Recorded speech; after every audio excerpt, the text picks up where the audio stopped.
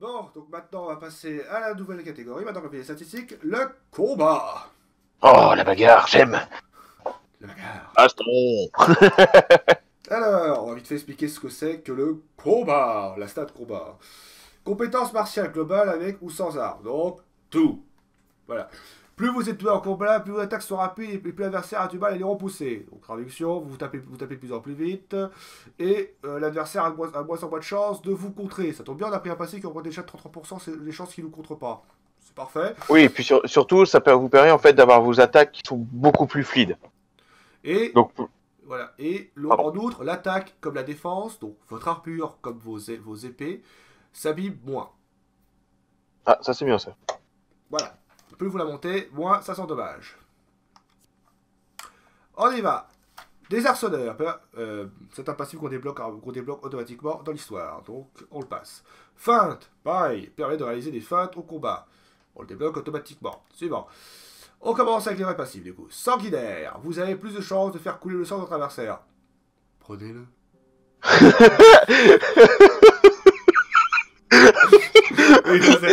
Excusez-moi, j'ai cru voir un vendeur. Est-ce qu'elle est bien cette truc? Mais prenez-le, vous allez voir, vous allez être heureux. Non, Ah, oui, ce talent est génial. Alors, dommage qu'il n'y ait pas les pourcentages de la chance qu'on gagne, mais dans tous les cas, augmenter les chances de faire subir une énergie à l'adversaire qui va faire que le combat va s'arrêter plus vite. Ou il va se rendre plus facilement aussi. Aussi, oui, puisque ça réduit aussi, ça l'épuise mentalement de savoir que son sang coule. Enfin, voilà. Mm. Donc il n'y a pas aucune raison de ne pas le prendre. Et puis voilà. Alors, juste, je vérifie un truc. Ouais, c'est ça. Comme pour les précédents, on pourrait tout prendre sauf un passif dans la catégorie combat. Ouais. Voilà, je voulais juste préciser Exactement. ça. Furieux. Moins vous avez d'endurance, plus vous infligez de dégâts. Bourrinage. Destruction. En fait, ce passif, bon, on a plein de passifs qui vont permettre d'utiliser l'endurance. Et c'est par exemple aussi pourquoi je considère le passif en agilité de agresseur rapide, qui fait qu'on réduit son coût en endurance. Justement, le problème, c'est qu'en réduisant son coût en endurance, on tape moins fort et en plus, on va moins arriver facilement au passif de furie, qui va nous augmenter nos dégâts. Donc on va perdre encore plus de dégâts. Ce qui fait en fait, pour moi, ce passif est génial. Ouais. Ce passif est clairement génial. Et surtout, en fait, combiné avec le suivant, il y a encore plus, mais on va en parler. Mais oui, ce passif est à prendre, hein, clairement. Parce que pour revenir à l'agresseur rapide dans l'agilité, oui, comme je dis, moi, à part pour l'arc, pour vraiment viser plus longtemps, je vois pas l'intérêt non plus. Mais bon. Tu veux dire le fusil à pompe? Oui, le fusil à pompe. Qui fait un bruit de pong. Mais non, mais oui, Furieux, beau talent, surtout que vous augmentez vous allez descendre très difficilement votre endurance en fin de jeu. Oui. Et au moment où vous allez la descendre, sauf si vous jouez comme moi avec des armes très lourdes, mais sinon... voilà, et si vous jouez avec des armes légères, bon, vous allez moins la descendre facilement, mais même si vous les descendez moins facilement, au moment où vous allez descendre, vous allez augmenter vos dégâts. De toute façon, vous allez augmenter en permanence vos dégâts, même si vous descendez que d'un coup. Et surtout, après, bah, vous faites énormément de dégâts quand vous avez peu d'endurance, et vous ferez énormément de dégâts si vous avez peu de points de vie, vu que votre endurance doit se régénérer. Donc, passif est génial, en fait. Vous ferez tout le temps beaucoup de dégâts. Et combiné avec le prochain enchaînement, chaque coup d'un enchaînement inflige plus de dégâts que le précédent. La moindre interruption annule le bonus. Et, j'ajouterai à ce que c'est pas précisé, ce bonus disparaît avec le temps si vous ne tapez pas. Les stacks diminuent une par une, tu perds une stack toutes les 2 secondes si tu ne tapes pas. Ouais, le talent, hein, il est apprendre encore, hein, apprendre. Combiné avec Furieux, voilà, c'est vous tapez. Combiné tout court, en fait, même l'enchaînement tout court, même sans le Furieux, il est quand même déjà bien de base, donc apprendre, pas de malus, que du bonus. Apprendre. J'ai oublié des autres, on en parlera après. Envers et contre tous. Alors, ce talent, je l'ai pris et je le regrette, encore une fois. En infériorité numérique, vous gagnez plus 20% en force, agilité, combat et défense. Moi, quand j'avais pris, encore une fois, je me disais 20% en force, c'est énorme. Ça veut dire quand même que si par exemple tu as 10 points, tu as 10 en force, bon, tu passes à 12, c'est pas énorme. Mais, oui, c'est ça, je dis à 12, je dis pas une connerie. Hein. Oui. 12. Parce que si tu passes à 12, 2 points de plus, c'est énorme. Et puis pareil, à 20, techniquement, à 20, tu devrais passer à 10 en plus. 24. Non, ouais, 24, oui, j'ai dû croire que je suis putain, oui, j'ai du mal. Les maths, Madame Imbert est encore heureuse de savoir que tu es bon en maths. On a fait, donc, encore une fois, Passif qui augmente les stats de combat, mais comme il va dépasser 20, ça ne sert plus à rien. En fait, ce qui est assez C'est stupide dommage par parce que ce rapport... passif est très intéressant à la base. En infantry métallique, dès qu'un ennemi et il y a plus d'un ennemi, ce passif techniquement est très intéressant. Donc encore une fois. C'est là où on prend par exemple la différence entre coup de sang qui augmente les dégâts d'attaque, donc pas les statistiques, et là, ça aurait été en infériorité numérique, vous tapez beaucoup plus fort et vous prenez moins de dégâts. 20%. Ça aurait été très bien, sauf que là, ça augmente des statistiques, donc inutile. Voilà. Voilà. Là, brouillé. Plus votre épée est endommagée, plus vous avez de chance d'opposer l'adversaire quand vous le blessez. Le tétanos, tout ça. Le sida. Non, là, c'est le tétanos, clairement. Même sans avoir appliqué de poison. Parce qu'on peut mettre, je rappelle, du poison sur ses armes. Et certains poisons sont complètement craqués.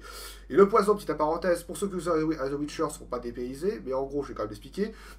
Ça fonctionne de la même manière. C'est le poison. Il y a un nombre de stacks que vous mettez sur votre lame. Chaque fois que vous allez taper, une stack va disparaître du poison. En gros, la lame va sécher de façon RP. Et à la fin, il faudra remettre du poison dessus. Et le poison, même si vous touchez, n'est pas 100% de chance d'empoisonner l'adversaire. Il a une chance d'empoisonner. Et là où ce passif est intéressant du coup pour les gens qui jouent beaucoup au poison, c'est la suite. Si vous avez enduit de poison une arme endommagée, les chances d'empoisonner augmentent de moitié. Donc vous gagnez 50% de chance en plus d'empoisonner l'adversaire. Une chance sur deux d'empoisonner. Voilà. Ce talent est génial en fait. Voilà. Ce talent est génial parce que combiné avec Sanguinaire qui déjà vous fait sur l'adversaire, là en plus vous allez l'empoisonner.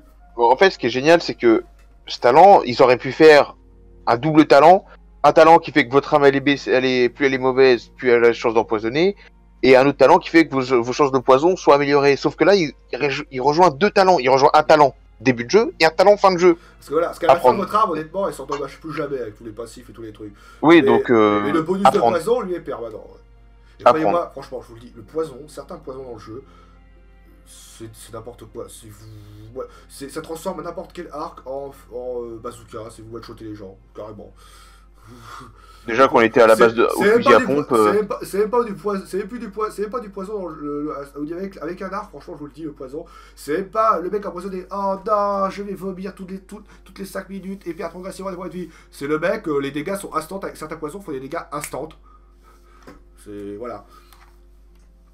Mais non, talent à prendre, talent. Ouais. Très bon talent, excellent talent. Sadique, quand vous faites couler le sang d'un ennemi, vous gagnez plus ça en force. Génial, ça combote bien avec l'autre. Ah non, merde, ça donne plus ça en force. Bon, bah, pas à prendre. Donc, et là, comme je l'ai dit, sachant qu'il y aura un passif que vous ne pouvez pas prendre et que vous pouvez prendre, bah là, faites votre choix entre qu'est-ce qui est le moins utile, Sadique ou envers et contre tous. Moi, personnellement, je dirais qu'envers et contre tous sont utiles au début du jeu, donc peut être intéressant comparé à Sadique qui apporte déjà un point. Parce que attention, hein, c'est pas chaque fois que vous faites saigner un adversaire, vous allez gagner plus 1, plus 1, plus 1. Non, c'est juste si vous faites saigner un adversaire, vous gagnez plus 1. Voilà. Jusqu'à la fin du combat, ou jusqu'à que l'ennemi ne cède plus. Donc, mais en gros, oui, les deux talents envers et contre tous sont pas utiles actuellement, étant donné qu'il n'y a pas de. Mais envers et contre tous est un peu plus intéressant en début de jeu que Sadique, honnêtement. Oui. Voilà. Exactement. Parce que envers et contre tous, ça va quand même vous donner un avantage dans les combats multiples qui au début du jeu sont assez difficiles. Exactement, exactement. Voilà. Passons à la défense. Augmente le temps que vous pouvez passer en blocage parfait. Donc quand vous faites un blocage parfait à la dernière minute, ou en esquive à la dernière minute, ainsi que la valeur de défense de vos armes et vos boucliers. Donc je rappelle que les épées, les armes, si vous regardez bien, ont une valeur de défense. C'est ce qui détermine en gros les dégâts qu'elles vont réduire en faisant un blocage. Et le bouclier, pareil. Donc cette stat augmente cela. Voilà. Alors, tout de suite. Alors, je précise que dans la défense, on peut tout avoir. Oui, vu que le blocage parfait est donné. Voilà, exactement. On commence. Écraseur d'armes. Si vous dominez l'un lors du étrate, donc je rappelle l'étrate, c'est quand vous faites un duel de je vais te repousser, enfin, voilà, ou comme tu as dit tout à l'heure à Anakin et Obi-Wan, ouais. Vous infligez 15% de dégâts à l'arme de l'adversaire. Donc, en gros, on va résumer ça d'une autre façon, vous réduisez de 15% la durabilité de l'arme de l'adversaire, ce qui va réduire ses dégâts en conséquence. Donc, en gros, vous allez baisser les dégâts de l'adversaire avec ce passif. Une arme endommagée inflige beaucoup moins de dégâts, voilà, c'est écrit, et son prix chute sensiblement. Honnêtement, le malus du prix qui chute, moi je trouve pas ça si bah déjà, surtout qu'on peut les réparer gratuitement avec une meule qui d'ailleurs va augmenter l'entretien, qui donne des bonus complètement craqués qu'on verra après. Donc oui, en fait, c'est même pas bon. Il y a le prix certes, mais on est surtout sur une optique de défense, donc de combat, réduire les dégâts de l'adversaire gratuitement en faisant une étreinte. J'ai fait un combat où je jouais Surtout que ce passif est cumulable, dans le sens où chaque fois que vous allez faire une étreinte, vous allez endommager l'arme de l'adversaire. jusqu'à le mettre à 0 en fait. C'est ça. Et moi j'avais fait un combat contre un chevalier en armure, donc à ce moment-là j'étais un peu pourri en combat. Et j'y arrivais pas. Et en fait à un moment je lui ai fait 2-3 étreintes et il m'a mis un combo. Et j'ai perdu quasiment aucun point de lui, j'ai pas compris. Et quand j'ai ramassé son arme était à 0. Et en fait j'ai fait ah oui. Et ce passif, ce qui est assez marrant, c'est que ce passif on n'y pense pas. Mais il est tellement utile. Il est tellement utile. Bon, en fin de game, vous pouvez l'enlever si vous avez envie, parce que vous allez exploser les corps de coup. Donc honnêtement, l'enlever, ce sera un peu dommage. Mais bon, oui. Non, mais ce que je veux dire, c'est que si vous voulez garder l'argent, enfin, si vous voulez vraiment pas vous faire chier à réparer l'arme ou à pas la vendre baissée, vous pouvez l'enlever. Mais personnellement, ce passif est très bon. Très très bon passif. Poignée de fer. Les attaques que vous bloquez au bouclier coûtent 15% d'endurance en plus à l'adversaire. Traduction, quand vous bloquez un coup, bouclier ou à l'épée, l'adversaire va perdre 15% d'endurance en plus du coup d'endurance que lui a coûté son action. En gros, vous mettez votre bouclier, vous bloquez 2-3 coups à l'adversaire, l'adversaire n'a plus d'endurance et vous pouvez l'enchaîner pour ne pas se défendre. Voilà. Alors bon, c'est si vous jouez au bouclier par contre. Hein. Non, à l'épée aussi. Ah non, bouclier, excuse-moi. Non, j'ai mal lu, excuse-moi. Bouclier uniquement. Donc bouclier. J'ai du mal à... Ce passif, il est bien. Oui. Je pense qu'il est bien pour les personnages qui ne jouent pas en plaque. Et qui jouent à l'arme lourde. Enfin, qui jouent à l'arme légère. Qui leur donne vraiment l'avantage d'esquive. Moi, je suis en plaque et je joue au bouclier, personnellement. Mais bon, ça se passe. Oui, tu joues avec ça, mais avec bouclier, mais il est plus pratique pour des personnages qui vont jouer vraiment sur des petites armes et sur l'agilité. Mais après, prenez-le. Moi, je vous le dis, vous pouvez tout prendre de toute façon, prenez-le. C'est toujours pratique. Et puis, s'il y a des quêtes où il y a besoin d'utiliser obligatoirement un bouclier, ça sera toujours utile pour lever de l'endurance adversaire. Voilà. Le golem. Votre armure est un tiers, je rappelle 33%, donc plus effrayante que de coutume. Qui marche, je sais pas s'il marche pour tout, si ça marche aussi pour les armures non plates. Je ne pense pas, vu que ça concerne la défense. C'est vrai que c'est pas précisé dans le coup. Et comme je l'ai dit, vu qu'ils disent que votre armure est plus effrayante que de base, étant donné que comme je l'ai dit, c'est les armures lourdes qui sont effrayantes de base, je pense que ça concerne les armures lourdes. Mais bon, dans tous les cas, on est déjà je crois, au 3e passif qui augmente la frayeur du personnage, la terreur que provoque le personnage. Oui, bah oui. Donc voilà, comme je vous l'ai dit, on va faire rapidement les cumuler, ces passifs-là. Et à un moment donné, quand vous dit votre perso est effrayant, regardez-moi mon perso, comme je suis effrayant, j'ai un turban sur la tête, mon dieu, c'est effrayant. Mon dieu, ce goût dégueulasse qu'il a. Oh mon dieu, qu'est-ce qu'il est moche. Voilà, c'est le meilleur casque que j'ai. Ouais. Seconde peau. Ah, le grand passif et habit de toute personne portant une armure lourde. Permet d'enfiler votre armure si efficacement, à la Senseiya, qu'elle vous paraît 33% plus légère que son point d'inventaire. Traduction, tous les équipements, parce que ça marche aussi sur les armes, je m'en suis rendu compte. Donc, sur tout ce que vous équipez sur vous. À partir du moment où vous l'équipez, vous allez voir le poids de l'objet va être 33% allégé dans votre inventaire. Et donc, sans ce passif avant ça, j'étais tout le temps à 140 de poids dans mon inventaire sur 200. Alors que j'ai tous les passifs de force qui augmentent le truc et je suis à votre force. Depuis que j'ai ce passif, je suis à 96. C'est bien d'avoir perdu 40 kilos. Surtout que ça marche aussi pour les armures légères, donc vous êtes encore moins. En fait, vous êtes. Ce passif est obligatoire. Ce passif augmente votre inventaire, voilà. Oui, c'est aussi simple que ça. Oui. Et on m'appelle le chevalier blanc. Ça y est, je vous annonce qu'il commence à péter un câble. Les reflets du soleil sur votre armure, étincelants, éblouissants, les gens qui vous prennent pour un chevalier noble.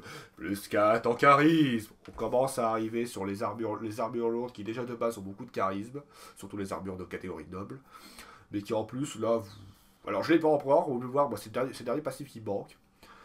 Mais bon, comme je vous l'ai dit, déjà de base, j'ai tendance à être à 15, 16, 17 de charisme en temps normal quand je suis pas sale, ce qui est mon cas actuellement, pour ça que je suis à 11. Plus 4, je vais être à 20. En fait, c'est un talent. Après, le seul point d'interrogation que je me pose, c'est vu il parle des reflets du soleil, est-ce que ce passif marche que le jour? Je me pose la question parce que c'est pas précisé. Est-ce que c'est juste le RP Oui, est-ce que c'est pas buggé, ça marche, ça fonctionne aussi sur des armures non plates? Allons savoir. Voilà. Mais c'est un talent, de toute façon, c'est un +4, malgré le fait Il est que, plus comment 4, dire, déjà, c'est bon. malgré le fait que, comme on dit, c'est bloqué à 20 statistiques. Le charisme étant une stat qui fait le Yu-Gi-Oh! Constamment. Voilà, le +4, vous serez content de l'avoir, même si vous dépassez, en fait. Voilà. Le charisme, c'est la seule chose où vous pouvez en cumuler à l'infini, c'est tant mieux. Hein. Si vous êtes à 50 points et que vous descendez quand vous êtes sale, bah, vous serez toujours à 20 et vous serez quand même content. Donc oui, un passif à prendre aussi. De toute façon, je crois qu'on peut tout prendre. Hein. On peut tout prendre, j'ai déjà dit, ouais. Donc, passif gratuit, pourquoi s'en priver.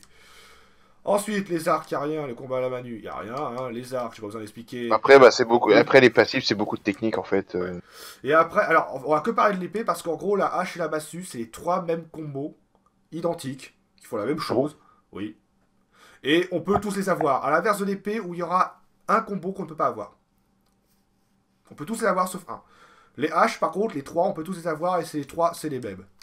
Vérifie si tu veux, mais c'est exactement les mêmes trucs. C'est pas les mêmes combos à faire, mais je sais pas, j'utilise pas encore donc. C'est exactement les mêmes effets. Ok. Alors après, on va parler très rapidement. En fait, je vais juste expliquer. Donc, il y a 2 catégories de combos. Les combos pour toutes les épées en général et les combos pour les épées lourdes, dites bâtards. Là, je peux pas t'aider, je vais te laisser faire parce que tu connais mieux. Ah ouais, alors, étant donné qu'on peut tout avoir, je vais juste expliquer mon choix que j'ai fait. En fait, on peut avoir toutes les épées courtes. C'est facile de les avoir. C'est juste au niveau des épées. En fait, actuellement, j'ai tous les combos d'épées courtes. Il n'y a que une épée longue que je n'ai pas pris parce qu'on doit faire un choix dessus. Et je vais expliquer pourquoi je l'ai pas pris. Alors déjà, la réponse la plus simple, c'est que ces 2 combos ont la même séquence de lancement. Lequel?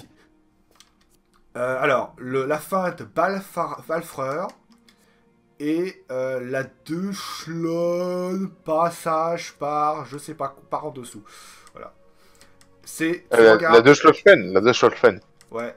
La Deutschland et la feinte Balfreur, c'est le même combo. Regarde bien, pour une épée longue. Ah oui, exactement. C'est le même. Alors, le jeu, techniquement, vous interdit pas de le faire, mais à mon avis, je doute qu'il risque d'y avoir un problème si tu lances un combo dont il y a 2 techniques accrochées dessus. Je pense qu'en fait, la fin de balafreur, la Deutschland, ça doit être le level up en fait du balafreur. Je sais pas trop, mais en gros, le jeu te permet de prendre les 2, mais bon. Alors, moi, personnellement, du coup, j'ai pris le Deutschland. Pourquoi? Parce que, en gros, alors l'adversaire est mis à terre après une faute par la droite, vous contournez la défense de l'ennemi et le frappez du pommeau. Cette technique souvent utilisée pour passer des trains. Je vais introduire rapidement ce que ça fait. En gros, une fois que vous faites cette technique, vous allez foutre à terre instantanément l'adversaire. Direct. L'adversaire, vous le foutez au sol et vous pouvez le taper dessus. Voilà littéralement ce que ça fait. Alors que fin de balafreur, une série d'attaques rapides mettant l'adversaire en défensive, vous fait dire ensuite un coup des stocks et permet de passer un coup. Il y a déjà plein de techniques qui font la même chose. En gros, c'est un coup rapide, mais il y a déjà plein d'autres techniques qui font exactement la même chose. Alors après, c'est un choix personnel, parce que je l'ai dit, en fait, au final, c'est vraiment le seul choix à faire dans toute cette catégorie. Parce qu'ils ont le même coup, c'est pour ça. Vous devez faire un choix entre les deux. Mais au final, j'ai trouvé le fait d'avoir une technique qui permet avec une épée longue qui permet de mettre l'ennemi à terre, alors qu'une énième technique pour faire des dégâts, j'ai trouvé ça pas intéressant. Voilà, c'est vrai que c'est assez dommage qu'on n'ait pas de talent qui améliore les dégâts qu'on fait avec les épées. Bah après, on a juste des techniques en fait. Bon... oui, mais parce que c'est vrai que quand on lit épée, qu'on voit les passifs d'épée, on se dit waouh, je vais peut-être avoir un bonus de saignement ou un bonus de coupage, un bonus de coupe-ciseaux. Et en fait, non, c'est juste des techniques. Et en fait, des fois, on a un amas de techniques et très souvent en combat, on va utiliser toujours la même en fait. Donc oui, c'est assez dommage. Mais après, c'est vrai que c'est pas très intéressant d'en parler de ces talents-là parce que c'est à vous de comment vous les jouez, à quelle technique vous préférez utiliser, celle que vous arrivez à le mieux utiliser, quoi. Voilà, moi j'ai juste donné au fait qu'on peut avoir toutes les techniques liées à l'épée courte, l'épée des chasseurs et le sabre. Vous pouvez les avoir toutes, vous pouvez tout débloquer. Il y a que l'épée longue où il y a beaucoup plus de techniques que pour les petites épées. Et du coup, comme j'ai dit, il y en a une où c'est le même combo. Ça m'étonne que les devs ne se soient pas rendus compte, c'est bizarre, je trouve quand même. Mais bon, et du coup, comme je vous l'ai dit, bah, je trouve qu'une technique de mettre au sol est plus intéressante. Voilà. Qu'une énième technique à dégâts, alors qu'on en a déjà beaucoup. Surtout, comment elle s'appelle celle-là? La dupli rem doublement. Cette technique est un one-shotage. Si vous arrivez, alors elle est très long, c'est un combo très long à faire, mais si vous arrivez à le faire, c'est du one-shot. Elle fait très très mal. Ouais. Voilà. Alors, eh ben on va passer aux compétences maintenant.